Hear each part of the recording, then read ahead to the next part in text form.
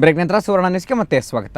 ಯಡಿಯೂರಪ್ಪಗೆ CBI shock ಮೇಲೆ shock ನೀಡ್ತಾ ಇದೆ. ನಿನ್ನೆಯಷ್ಟೇ ಗಣಿಕಪ್ಪ ಪ್ರಕರಣಕ್ಕೆ ಸಂಬಂಧಪಟ್ಟಂತೆ ಎಫ್ಐಆರ್ ದಾಖಲಾಗಿತ್ತು. ಇವತ್ತು ಬೆಳ್ಳಂಬೆಳಗ್ಗೆ ದಿಢೀರ್ ರೇಡ್. ಇಷ್ಟಕ್ಕೂ ಎಲ್ಲೆಲ್ಲಿ ದಾಳಿ ನಡೀತು, ಏನೆಲ್ಲ ಸಿಕ್ತು, ಇಲ್ಲಿದೆ ಫುಲ್ ಡೀಟೇಲ್ಸ್.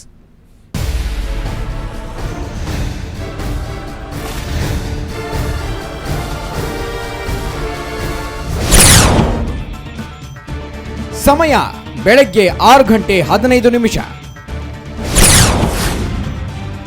ಸ್ಥಳ ಯಡಿಯೂರಪ್ಪ ನಿವಾಸ, ರೇಸ್ ಕೋರ್ಸ್ ರಸ್ತೆ, ಬೆಂಗಳೂರು. ರೇಸ್ ಕೋರ್ಸ್ ರಸ್ತೆಯ ಯಡಿಯೂರಪ್ಪ ನಿವಾಸದ ಗೇಟ್ನಲ್ಲಿ ಎಂದಿನಂತೆ ಸಬ್ ಇನ್ಸ್ಪೆಕ್ಟರ್ ಕಲ್ಯಾಣಿಗೌಡ ನೈಟ್ ಶಿಫ್ಟ್ ಮುಗಿಸಿ ಹೊರಡುವ ತಯಾರಿಯಲ್ಲಿದ್ದರು. ಆಗ ಇಲ್ಲಿಗೆ ಬಂದು ನಿಂತದ್ದು ಬೆಂಗಳೂರು ರಿಜಿಸ್ಟ್ರೇಷನ್ನ ಹಳದಿ ಬೋರ್ಡ್ನ ಒಂದು ಖಾಸಗಿ ಇನ್ನೋವಾ ಕಾರು. ಬಂದವರು ಯಾರು ಅನ್ನೋದನ್ನ ಪರೀಕ್ಷಿಸಲು ಹೋದ ಕಲ್ಯಾಣಿಗೌಡರಿಗೆ ಸಿಬಿಐ ಡಿಐಜಿ ಎಂಬ ಗುರುತಿನ ಪತ್ರ ತೋರಿಸಿದ ಹಿರಿಯ ಐಪಿಎಸ್ ಅಧಿಕಾರಿ ಹಿತೇಂದ್ರ ಒಳಗೆ ಯಾರನ್ನೂ ಬಿಡಬೇಡಿ ಅನ್ನೋ ಆದೇಶ ಕೊಟ್ಟು ಗೇಟ್ ಪ್ರವೇಶಿಸಿದರು. ಅಲ್ಲಿಗೆ ಮಾಜಿ ಮುಖ್ಯಮಂತ್ರಿ ಬಿಎಸ್ ಯಡಿಯೂರಪ್ಪನವರ ದುಸ್ವಪ್ನ ನಿಜ ಆಗಿತ್ತು. ಅವರ ಮೇಲೆ ಸಿಬಿಐ ದಾಳಿ ನಡೆದಿತ್ತು. ಬಿಎಸ್ವೈ ರೇಸ್ ಕೋರ್ಸ್ ರಸ್ತೆ ನಿವಾಸ, ಡಾಲರ್ಸ್ ಕಾಲೋನಿ ನಿವಾಸದ ಜೊತೆಗೆ ಶೇಷಾದ್ರಿಪುರಂನ ಪ್ರೇರಣಾ ಟ್ರಸ್ಟ್ ಕಚೇರಿ, ಶಾಸಕ ಕೃಷ್ಣಯ್ಯ ಶೆಟ್ಟಿಯ ರಾಜಾಜಿನಗರ ನಿವಾಸ ಹಾಗೂ ಗಣಿ ಉದ್ಯಮಿ ಪ್ರವೀಣ್ ಚಂದ್ರರ ಶ್ರೀನಗರದ ನಿವಾಸದ ಮೇಲೂ ಸಿಬಿಐ ದಾಳಿ ನಡೆಸಿತು. ದಾಳಿ ನಡೆಸಿದ ಸಿಬಿಐ ಅಧಿಕಾರಿಗಳು ಯಥಾಪ್ರಕಾರ ಮಾಧ್ಯಮಗಳಿಗೆ ಯಾವುದೇ ಪ್ರತಿಕ್ರಿಯೆ ನೀಡಲಿಲ್ಲ. ನಮಗೆ ಸಿಕ್ಕಿದ ಮಾಹಿತಿಯ ಪ್ರಕಾರ ಯಡಿಯೂರಪ್ಪನವರ ರೇಸ್ ಕೋರ್ಸ್ ರಸ್ತೆಯ ನಿವಾಸದಲ್ಲಿ ಪ್ರೇರಣಾ ಟ್ರಸ್ಟ್ ಹಾಗೂ ಭಗತ್ ಹೋಮ್ಸ್ಗೆ ಸಂಬಂಧಿಸಿದ ಕೆಲವು ದಾಖಲೆಗಳು ದೊರೆತವು. ಅದರಿಂದ ತನಿಖೆಗೆ ವಿಶೇಷ ಸಹಾಯ ದೊರೆಯುವುದು ಕಷ್ಟ. ಆ ದಾಖಲೆಗಳು ಈಗಾಗಲೇ ಲೋಕಾಯುಕ್ತರು ನಡೆಸಿದ ತನಿಖೆಯ ಭಾಗಗಳು. ಅದೇ ವಿಷಯ ಯಡಿಯೂರಪ್ಪನವರು ಹೇಳಿತ್ತು.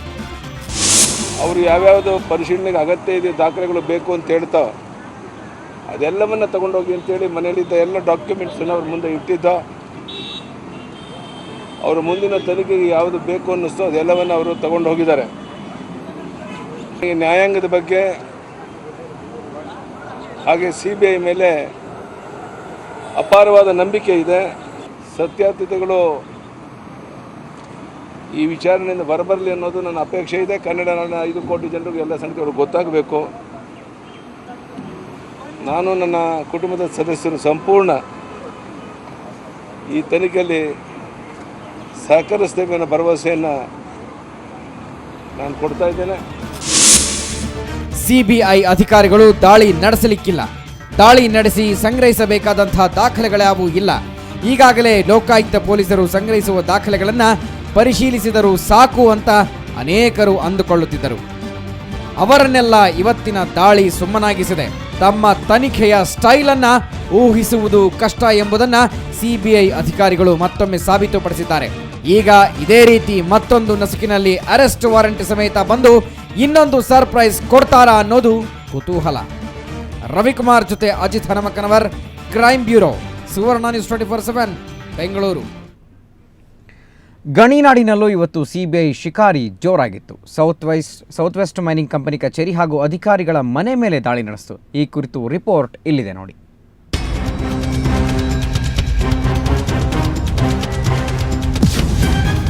ಗಣಿ ಲೈಸೆನ್ಸ್ ನವೀಕರಣಕ್ಕೆ kick back.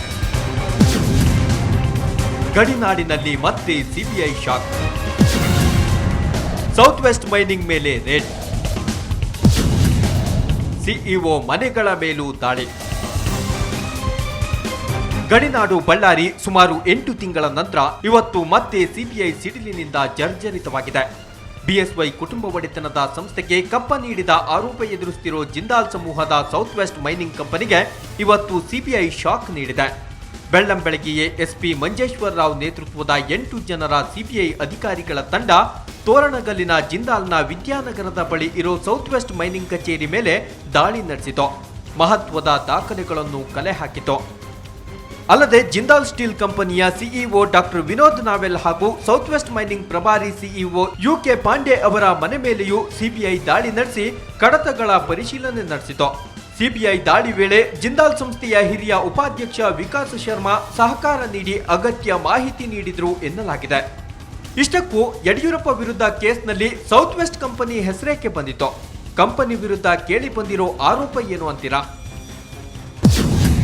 2008ರಲ್ಲಿ south west mining ಕಂಪನಿಯ ಗಣಿ ಲೈಸೆನ್ಸ್ ನವೀಕರಣಕ್ಕೆ ಯಡಿಯೂರಪ್ಪ ನೆರವು ನೀಡಿದ್ದರು. ಇದಕ್ಕಾಗಿ ಯಡಿಯೂರಪ್ಪ ಕುಟುಂಬ ಒಡೆತನದ ಪ್ರೇರಣಾ ಟ್ರಸ್ಟ್ಗೆ ಸೌತ್ ವೆಸ್ಟ್ ಮೈನಿಂಗ್ ಕಂಪನಿ 20 ಕೋಟಿ ರೂಪಾಯಿ ಕಿಕ್ ಬ್ಯಾಕ್ ಕೊಟ್ಟಿರೋ ಆರೋಪ ಕೇಳಿಬಂದಿದೆ. ಈ ಅವ್ಯವಹಾರದಲ್ಲಿ ಭಾರೀ ಅಕ್ರಮ ನಡೆದಿದ್ದು ಭ್ರಷ್ಟಾಚಾರ ಕಾಯ್ದೆ ಉಲ್ಲಂಘನೆಯಾಗಿದೆ. ಹಾಗಾಗಿ ಸಿಬಿಐ ತನಿಖೆ ನಡೆಸಬೇಕೆಂದು ಸಿಇಸಿ ಸುಪ್ರೀಂ ಕೋರ್ಟ್ಗೆ ನೀಡಿದ ವರದಿಯಲ್ಲಿ ಶಿಫಾರಸು ಮಾಡಿತ್ತು. ಇನ್ನು ಈ ಸಂಬಂಧ ನಿನ್ನೆಯಷ್ಟೇ ಸಿಬಿಐ ಎಫ್ಐಆರ್ ದಾಖಲಿಸಿದ್ದು ಸೌತ್ ವೆಸ್ಟ್ ಮೈನಿಂಗ್ ಕಂಪನಿಯನ್ನು 5ನೇ ಆರೋಪಿಯಾಗಿ ಹೆಸರಿಸಲಾಗಿದೆ. ಈ ಹಿನ್ನೆಲೆಯಲ್ಲಿ ಇಂದಿನ ದಾಳಿ ನಡೆದಿದ್ದು ಬಂಧನ ಭೀತಿಗೆ ಸಿಲುಕಿರೋ ಜಿಂದಾಲ್ ಸಿಇಒ ವಿನೋದ್ ನಾವೆಲ್ ಹಾಗೂ south west mining CEO Pandey ನಿರೀಕ್ಷಣಾ ಜಾಮೀನು ಪಡೆಯಲು ಮುಂದಾಗಿದ್ದಾರೆ. ಒಟ್ಟಾರೆ ಪ್ರಸ್ತುತ ಸಿಬಿಐ ವಶದಲ್ಲಿರೋ ಜನಾರ್ದನ್ ರೆಡ್ಡಿ ಬಂಧನದ ನಂತರ ಗಣಿನಾಡು ಮತ್ತೊಂದು ಸಿಬಿಐ ಶಾಕ್ನಿಂದ ತತ್ತರಿಸಿದೆ. ಕ್ಯಾಮರಾಮನ್ ಶ್ರೀನಿವಾಸ್ ಜೊತೆ ನರಸಿಂಹಮೂರ್ತಿ ಕುಲಕರ್ಣಿ, ಸುವರ್ಣ ನ್ಯೂಸ್, ಬಳ್ಳಾರಿ. ಈಗ ಒಂದು ಬ್ರೇಕ್.